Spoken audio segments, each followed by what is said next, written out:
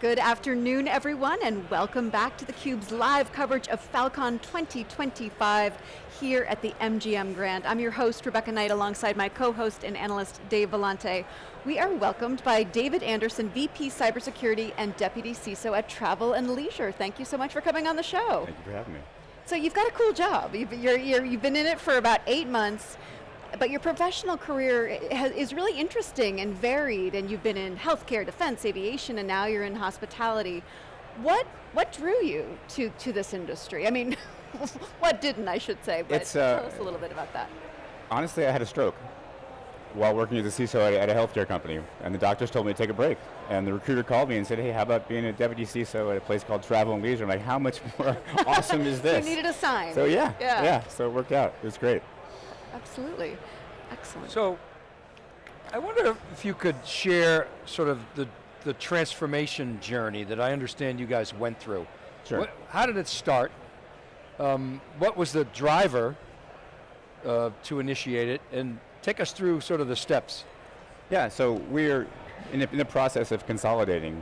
We grew a little bit through mergers and acquisitions, and we've had multiple security tools, so we kind of looked at how we would consolidate our tools. Is that what you're referring to, first of all? Yeah. Yeah, so, and I've worked with CrowdStrike over a long period of time, and what I like about CrowdStrike is their ethos. They have that mantra, which is not just a mantra, of we stop breaches, and my relationship with them has gone from company to company to company because they have my back, and so that was a very obvious choice for me to centralize on CrowdStrike, to normalize on CrowdStrike and get rid of some of the point solutions that we had and bring everything under CrowdStrike's rubric. So you were able to reduce the number of vendors and tools in your security stack? Yes, That's and right. in so doing, reduce the seams. I mean, now I've got much greater integration. I got one pane of glass, and so yeah, it's been so cost savings and better security. Are we talking many dozens down to dozens, dozens down to single digits? Can you? No, I still have. I'm still working. It's only been 8 months, but yeah. So it's many dozens, yes, right? Yeah. Okay, like most companies. Right. Okay, and how's that work? Do you, is it an asset that's depreciated already on the balance sheet, so there's not a financial consideration? No. Do you rip and replace? I wait until the contract expired Yep. and make the transition then. You make the transition. Yep. How do you deal, David, with the processes and the procedures that are built up around those point tools? How do they transition over? How much heavy lifting is involved? What's that like? No, it's not challenging at all because my technicians know the environment, and that's really critical. And because I'm going to CrowdStrike, the UI is intuitive, so the folks don't have much, and because we're also a Flex customer, the procurement cycle is very easy, so it works out well for us. Why is it so difficult for companies to? I mean, your peers tell us that they have a hard time reducing their security stack. They'll say, can they reduce? I think that the data that we have is probably maybe 10% would say they're in your camp, that they actually can reduce the number of tools. Why is it so difficult? Is it because of the allure of the shiny new toy? That is a lot of it. I mean, we as CISOs like to get the next tech because we want to stay at the same level as the adversaries. Yeah. As they change methodologies, we need to change methodologies. And again, I'm very happy to be with a company that is helping me out because they're on the edge too. So I don't feel like I'm losing anything by normalizing with them. I want to back up for a second and just talk a little bit about Travel and Leisure, the business, Yeah, sure. and what you do, and the kind of high net worth data that you are tasked with protecting. Yeah, so we are a vacation ownership company, and so we've got long-term relationships with our owners. We have about 800,000 owners, and we've got 270 resorts plus across the globe. And these relationships aren't just with the individual owners because they're owners, so they can actually transition them to their children. So we have multi-generational customers. So because of that, and the fact that they're connecting from all over the world, sometimes in places where the security isn't all that great for the connection, we have to be very careful. And because we're a vacation ownership company, we also own the magazine, we really want to have a positive relationship with all of our customers because there was a bit of a stigma in this space, and we really work really hard to take care of them, and a breach would be would be a big problem for us. So we do the best we can to avoid that sort of situation. So let's dig into that a little bit. Sure. I mean, you said it would be a big problem, which of course it would be, Yeah. but what would it be beyond just the technical impact? Well, it's trust, right? I mean, we've got these customers that are owners, and they want to know that we're taking care of them no matter where they're connecting from and how they're using our resource. So. And multi-generational Yep. trust, as you said, yes. Can you talk about SIM? Yeah. And next gen SIM. I mean, it's a marketing term, but we love to hear from the for me- CISO perspective, like, what does next gen mean? I mean, the state of the art back last decade was a bunch of log files that you could search. Right. And that was awesome, actually, at the time, but that's now legacy. What is next gen SIM? What was your transition like? Oh, it's amazing. I mean, the fact that it's got automations built in, the fact that they're adding modules to it on a pretty regular basis. I didn't ask them to build case management. They just threw it in there, and it's changed the way we operate because now it's automatically collecting information for us. We're getting the metrics that we need to see how we're operating, and we're prosecuting those incidents much more quickly. And they're doing the same thing with UEBA. I mean, that tool has really revolutionized the way our SOC operates. Can you like add some color to that? Like, what does that mean for a SOC analyst? What's the day in the life of a SOC analyst, kind of before and after? Well, before, I don't want to call out the previous provider, but it was very arcane, very specific searches. You had to learn the language to pull that stuff from the SIM, and if you didn't know the language, you were kind of out of luck. We had certain analysts that were experts, and they had to bring the other analysts on. Where's Joe? But Oh, he's on vacation. Oh, no. exactly.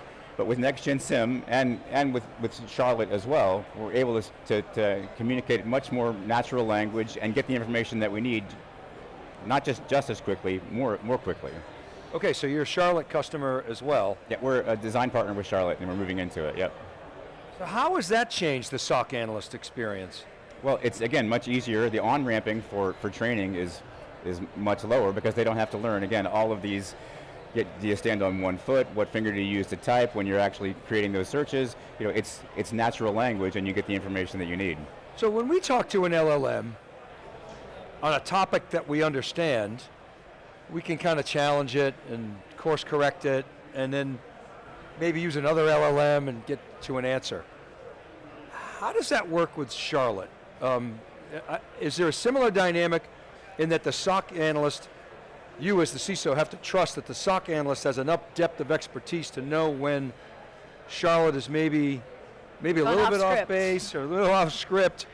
I don't want to say hallucinating because I know they've put some real efforts into there is some really good governance around that, it, but beyond that, yes, they do. It's not perfect. Right? Oh, of course not. Yeah, and I have some, not with Charlotte, but with other LLMs, I have some personal experiences where it hasn't gone the way I wanted it to.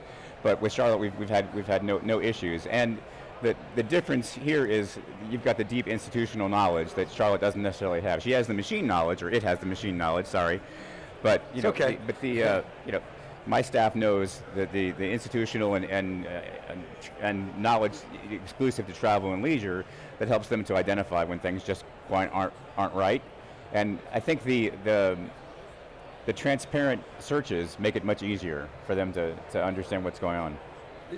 Is security AGI something that resonates with you? Oh, absolutely, yeah. Why?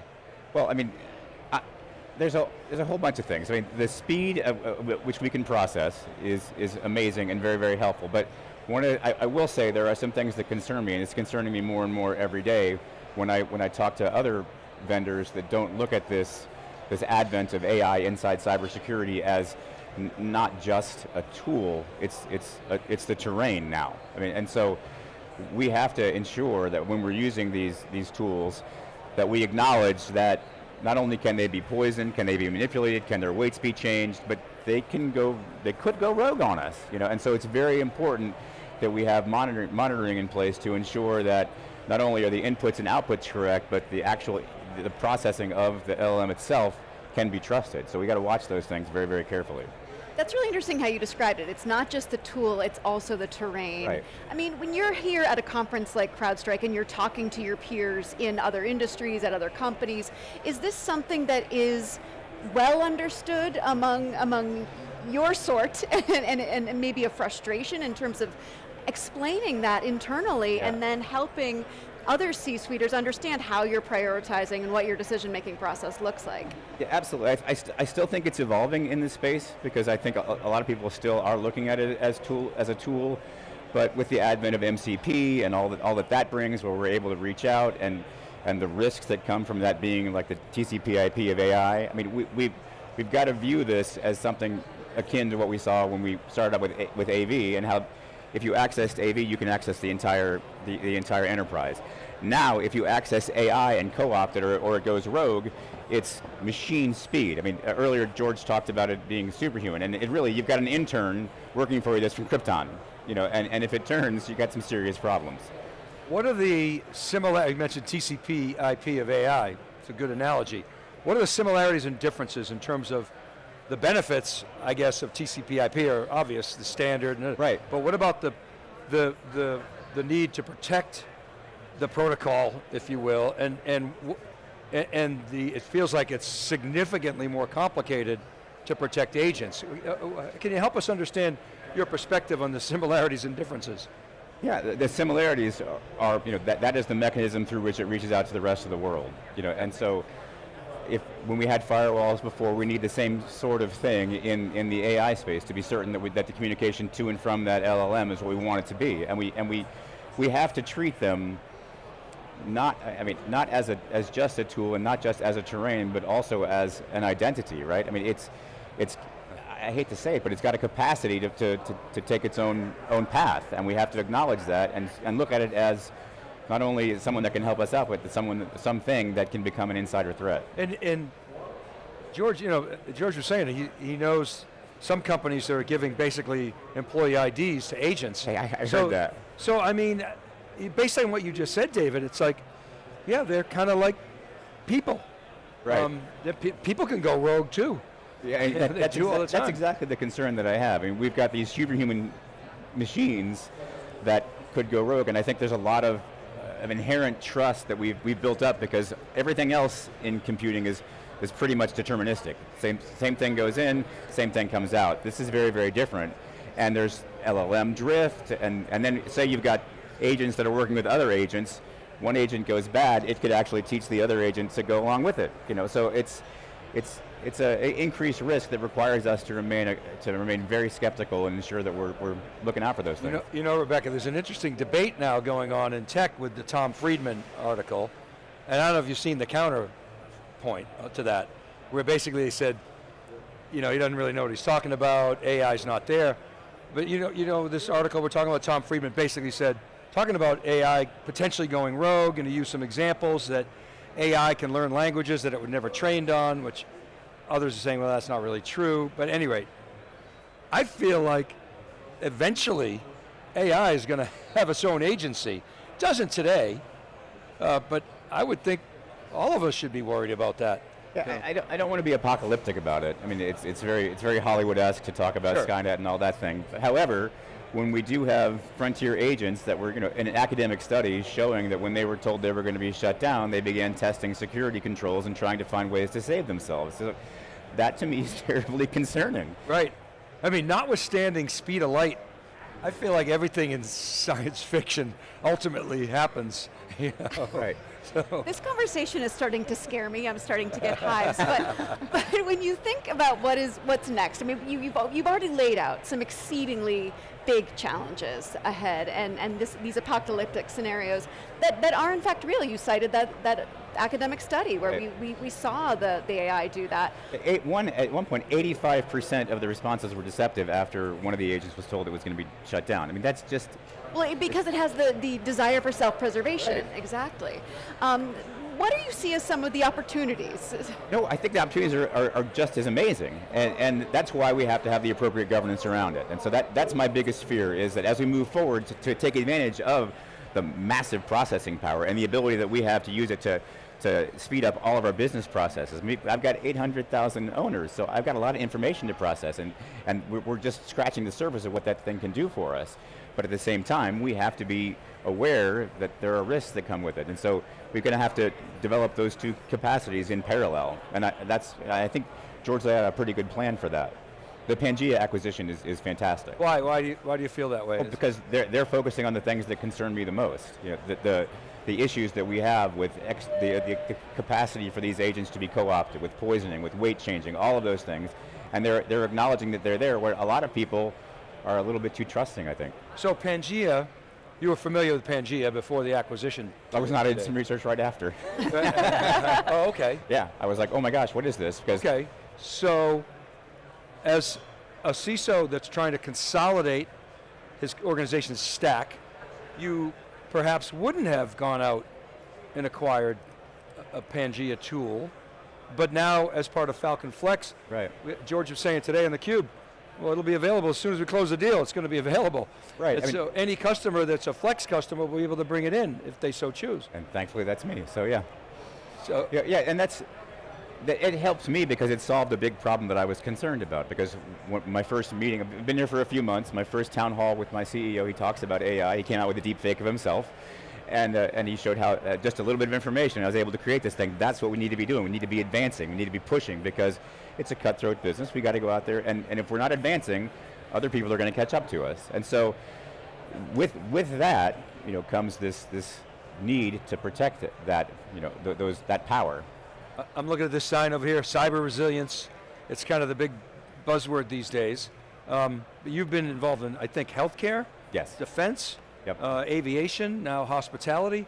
How have these past experiences shaped your thinking about building cyber resilience? Yeah, interestingly enough, I don't consider myself an IT guy, because I was recruited by the Navy, worked for NSA and Cybercom as a cryptologic linguist, and then had a short detour as a nurse, went back to cryptology, because working for NSA was a heck of a lot more fun than being a nurse. And that really colored my perception of what a threat can do and how fast threat actors can act. Working for Cybercom in the early days, we were trying to get decisions down to the millisecond, right? Because we've got nation-state actors with incredible resources coming after us, and we have to be able to make quick decisions. And now, with the advent of AI on the adversarial side, I have a very similar, if not the exact same problem, because we've got folks that have polymorphic malware controlled by AI. So if they can get into my system and begin, like George is saying, query the LLMs that we have, that just makes the whole thing exceptionally more difficult. And so I've got to be able to adapt, and their purchase of Pangea helps me understand that the stack that I'm using is coming with all those protections that I was going to have to figure out myself. So for other hospitality and customer-focused companies that are looking at what you're talking about, what is your advice in terms of consolidation, in terms of thinking about flexibility in what you choose? So, it's a problem everywhere. I mean, I worked in healthcare before that, and aviation for a bit, and the point solutions just don't work anymore, because it's those seams and those gaps that the adversaries are now much more effectively able to exploit, because they don't have to make the decisions themselves. They can deploy an agent and set it free to do its bidding. Absolutely. Yeah, so yeah, I think that's very important that they consider that when they're making purchases, and it's not look at just best of breed, but the solution that's going to work best with the stack that you have. So you said you're 8 months in? Did I hear that correctly? 6, but yeah. 6 months in? So let's say you're a year and a half in, you're in front of the board, and they say, okay, what have you accomplished? What proof points do you have that this investment's paying off? What are the KPIs that you communicate at the board level? Yeah, actually, I'm working on this philosophy, my own philosophy of being able to take a security control and link it to a business objective, and then link it finally to a financial impact. Because one of the things that I haven't been able to figure out, and maybe you can connect me with somebody that has, is how to make cybersecurity perceived not just as a cost center and not just rely on FUD. I mean, I hate that when folks just rely on, hey, we're going to stop this breach. I'd much rather find a way to operationalize my processes, to use AI to automate my processes, so that I can say that now I'm making my security architecture and compliance acquisition process X number of times faster, which means you can move your business processes much more quickly, and I'm enabling that for you. And so those are the kind of things that I want to present to them, that cybersecurity isn't the office of no, it's the office of enabling you to do business faster, because we're getting things out of your way. Well, I definitely think there's a top-down, simple, my back of the napkin brain. I mean, you've got IT infrastructure that supports applications that this connected to business processes that supports revenue. Sure. And you have, organizations actually have a fairly good understanding, notwithstanding that the business processes are interrelated and there's dependencies, but they have a fairly good understanding of which applications are driving revenue. And it sounds like if the more standards that you can put in place, the faster you can get new initiatives, new products and services out to market, and that's quantifiable, by some percentage. Is it, are you shortening the time to market by a week, 2 weeks, a month, 2 months, because we don't have to go through this SOC compliance capability? I mean, that can be very time consuming. Right. If you can, I don't want to say rubber stamp or throw holy water or whatever, but essentially it's that. Right. You're getting products and services into the market faster than your competition. You can actually quantify that beyond reduction in Absolute loss. risk. Right, reduction in risk, right. Right. And so, reduction in expected loss. Sure. and which is the classic way to do a business case. But this sort of flips the script and turns it into a revenue driver. Yeah, and that's really what I'd like to do. I don't, certainly security is paramount, and that's what and because that's my fiduciary duty to my customers and my owners, right? I've got to take care of them. But at the same time, I want to be able to be a good business partner and not just think about cybersecurity, but ensure that my processes are enabling business in every way possible. One of the things that I'll say it, loathe about coming into IT is so many people refer to the rest of the business as the business. No, we're the business too. We have the same goals. We're all trying to achieve the same thing. And so quit calling it the business, acknowledge you're part of the business and help the business to execute. Our so true. incentives are aligned. Right. Absolutely. It is so true. IT organizations always say, well, it's the business. Well, you're right. You are a fundamental part of the business. And that came from the Navy. You're embedded in the fabric of the business. Absolutely. So. That's words to live by. David Anderson. Pull IT away, watch what happens to the business. Well, that's a good point. Very good point.